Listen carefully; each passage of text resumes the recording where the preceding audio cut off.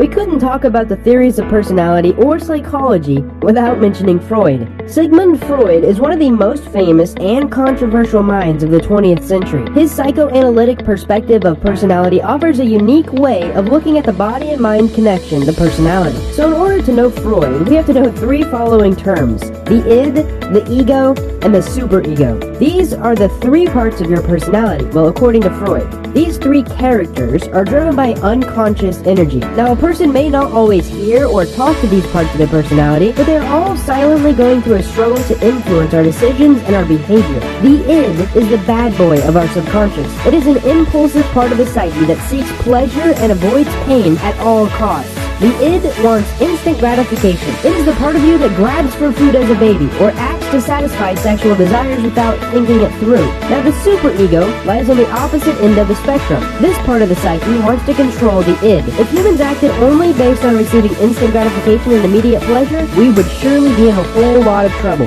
The superego unconsciously and consciously acts to follow the rules of society and tries to keep the id from causing some serious damage long term. Now, the ego lies in between the middle of these two entities, in between the id and the superego. The ego is in constant struggle to balance out these two forces and try to make pleasurable decisions without causing too much damage. It's like a well-minded adult standing in the middle of two children wanting to overthrow each other. So, how do Freud's ideas influence the way that we shape our personality? Well, one of his theories was that as a child grows into an adult, they encounter 5 psychosexual stages of development. During each of these stages of development, the id is focused on a specific erogenous zone. Now, the ego must struggle to balance out the pleasure-seeking id and the moral superego. During each of these phases, internal conflicts will result in many different types of struggles. Now, Freud said personality is formed by the process and the results of each of these struggles. So there are 5 basic stages. The first one is oral, the second one is anal, the third one is phallic, the fourth one is latency, and the fifth one is genital. Freud believes that most of our personality has actually been formed by the time that we reach age 5. At the age of 5, a child has gone through the oral, the anal, and most of the phallic stages. Now, if the child continues to struggle with balance during these stages, they will develop something called fixations. For example, stage 1 is the oral stage. Oral fixations include smoking or problems with eating.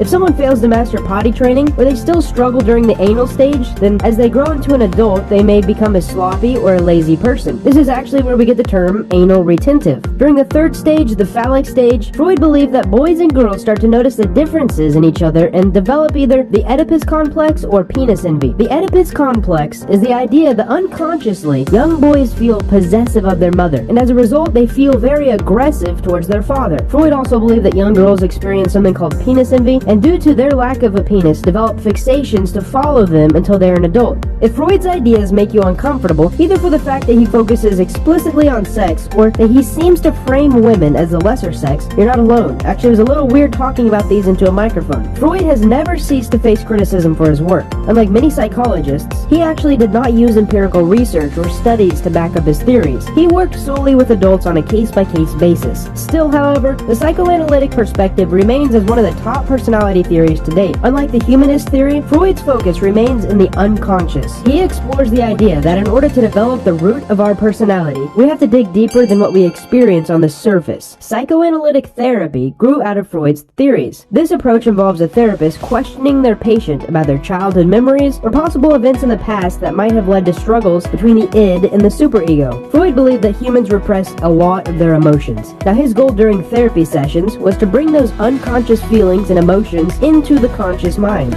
So this last theory that I'm going to talk about, the psychoanalytic theory, gives us a lot to think about when it comes to the development of our personality. How many events in your life can you point out as defining moments that shaped your personality? And how many events could have changed your personality without even you thinking about it? So this is kind of the end of the theory section. We went over trait theory, behavioral theory, humanistic theory, biological theory, and lastly, psychoanalytical theory. Next, we're going to be talking about different types of psychometrics and how personality tests actually work. Speaking of that, if you're curious about your own personality and want to take a test to maybe learn what kind of predictions we can make about you, go ahead and click the link in the description and you can take my free 3-in-1 personality quiz. So if you enjoy this video, feel free to watch some of the other videos in the personality series and subscribe if you haven't already. I hope you guys enjoy this video and learn something. Thank you so much for watching.